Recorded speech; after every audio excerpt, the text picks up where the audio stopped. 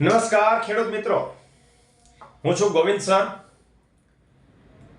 આજે મારે તમને જે માહિતી આપવાની છે ને એ કોઈ પણ ખેતી કરતા હોય ને એનો મુખ્ય આધાર સ્તંભ છે. બરાબર ધ્યાનથી સમજજો. મારે તમને એવી ખેતી કરવા માટે પ્રેરણા આપવાની છે ઉપરવાળાના આશીર્વાદથી કે સાચું જ્ઞાન અને પરફેક્ટ સિસ્ટમેટિકલી ખેતી કરવાની છે, આડેધડ નહીં. મારે કોઈ પણ ખેડૂતને ₹1 ખર્ચ ઓછો કેમ થાય ને એ મારે તમને જ્ઞાન આપવાનું છે. અમે જે આટલા વર્ષોથી પ્રેક્ટિસિસ કરીએ છીએ ને એ મારે તમને માહિતી આપવાની છે. પહેલો મુદ્દો એ છે કે જેમ માણસ બીમાર પડે ને એમ પ્લાન્ટ છે, છોડ છે, એ પણ બીમાર પડે. બરાબર ધ્યાનથી સમજજો.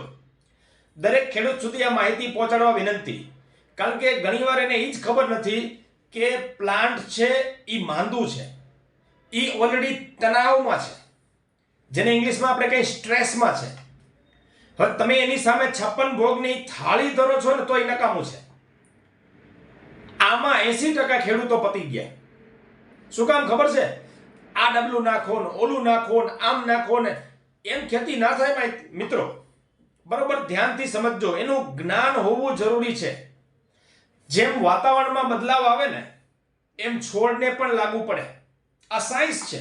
આ આજકાલનું નથી, વર્ષોથી છે, પણ આપણને મોડી ખબર પડી. બને રહેજો મારી સાથે. મારે તમને જે આજે માહિતી આપવાની છે ખાસ શેર કરવાનું ભૂલતા નહીં. દરેક ખેડૂતને સારામાં સારી અને સસ્તામાં સસ્તી ખેતી કેમ થાય, અત્યાધુનિક ટેકનોલોજીથી, બુદ્ધિથી ખેતી કેવી રીતે થાય અને કેવી રીતે પૈસાદાર બની શકે અથવા પૈસા કમાય, એ હેતુથી આ ફિલ્ડમાં હું છું.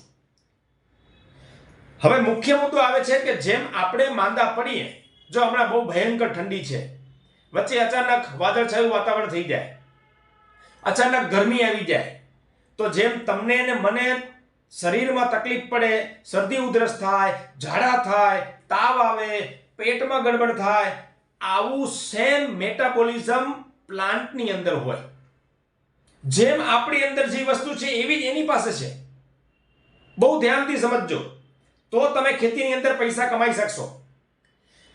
તમે બીમાર પડો એટલે તમને ગમે એવું ખાવાનું 56 ભોગ તમારી સામે રાખે, તમે નહીં ખાઓ, મજા જ નહીં આવે.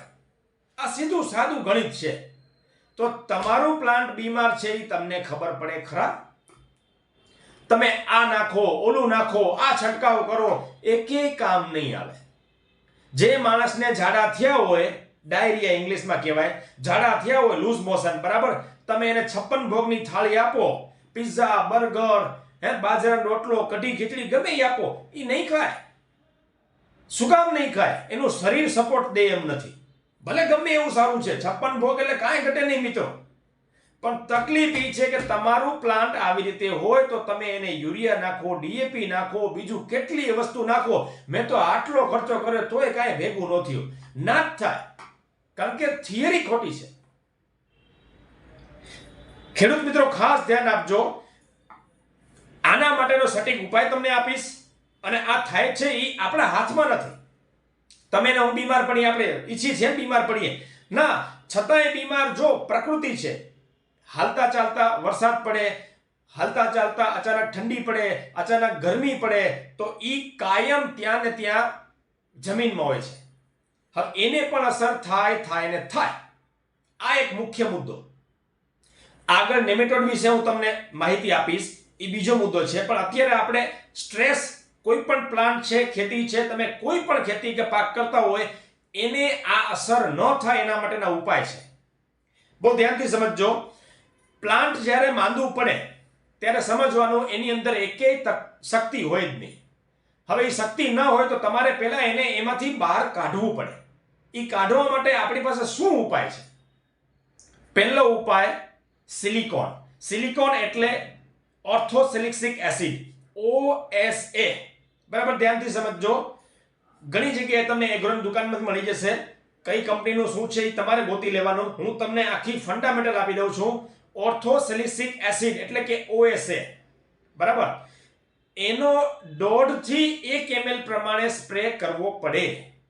જમીનમાં આપી શકાય પણ થોડુંક મોંઘું પડે, એટલે આપણે એને સ્પ્રે કરીએ કોઈ પણ ફંગીસાઇડ સાથે, કોઈ પણ પેસ્ટિસાઇડ સાથે, કોઈ પણ ફર્ટિલાઇઝર સાથે તમે 05234 સ્પ્રે કરતા હોય, 13045 સ્પ્રે કરતા હોય, 0050 તમે સ્પ્રે કરતા હોય, 1261 નો સ્પ્રે કરતા હોય, કોઈ પણ સ્પ્રેની અંદર તમે આ નાખો એટલે ડેફિનેટલી આ પ્લાન્ટ સ્ટ્રેસમાંથી બહાર આવે. આ એક બેઝિક ગણિત છે. OSA orthosilicic acid.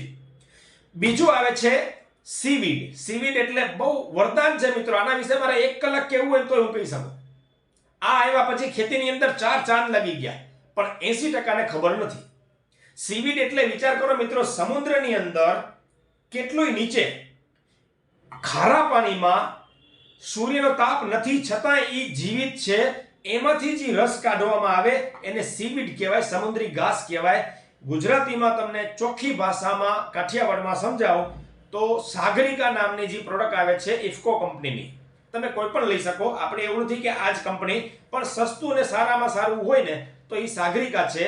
એનો 2 થી 3 ml પ્રમાણે કોઈ પણ ફર્ટિલાઇઝર, કોઈ પણ ફંગીસાઇડ સાથે, કોઈ પણ પેસ્ટિસાઇડ સાથે યા કોઈ પણ ગ્રેડ સાથે તમે આને આપી શકો. સમજો બરાબર ધ્યાનથી. બીજો મુદ્દો. ત્રીજો મુદ્દો આવે છે એમિનો એસિડ.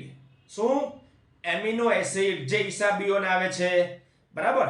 એક કંપનીનું નામ મેં તમને કીધું. કોઈ પણ કંપનીનું એમિનો એસિડ છે એ તમે લઈ શકો. આ 3 વસ્તુથી જ તમે તમારા પ્લાન્ટને સ્ટ્રેસમાંથી બહાર કાઢી શકો. એના સિવાય ચોથી માર્કેટમાં વસ્તુ અવેલેબલ છે જ નહીં. હવે કરવાનું શું? અમે શું પ્રેક્ટિસ કરી છે હું તમને કહું.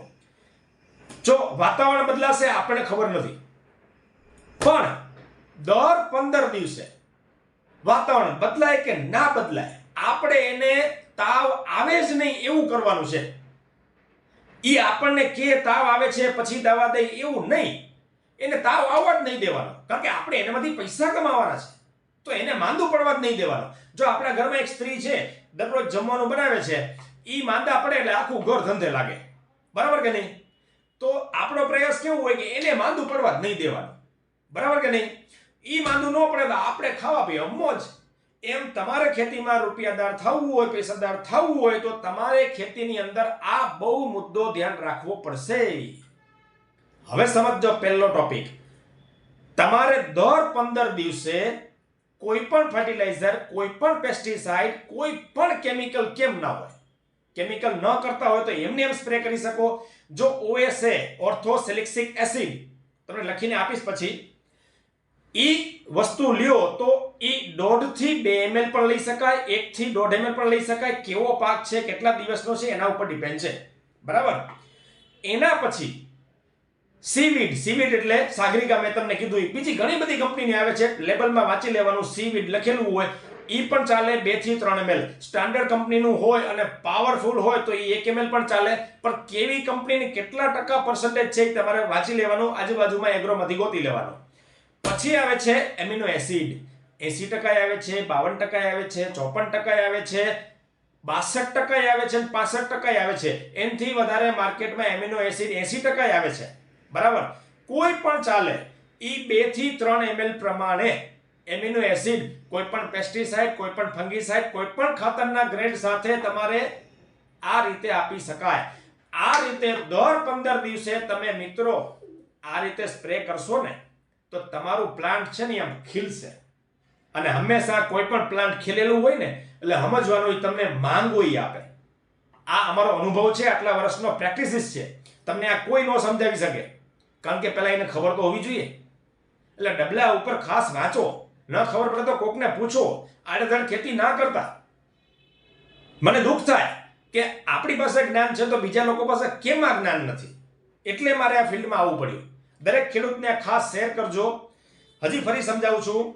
દર 15 દિવસે એક વખત OSA નો સ્પ્રે કરવાનો, એના પછીના 15 દિવસે સીવીડ નો સ્પ્રે કરવાનો, એના 15 દિવસ પછી એમિનો એસિડ નો સ્પ્રે કરવાનો. તમે સેપરેટ પણ કરી શકો અથવા કોઈ પણ મેં તમને કીધું એમ પેસ્ટિસાઇડ, ફંગીસાઇડ, ફર્ટિલાઇઝર સાથે મિક્સ કરીને તમે આપી શકો. બધા સાથે મેચ થાય છે, કોઈ વાંધો નથી, ક્યાંય કોઈ ફાટી નથી જવાનું, બરાબર. આ મારી પ્રેક્ટિસિસ છે. આ રાજ મારે તમને ખોલવાના છે.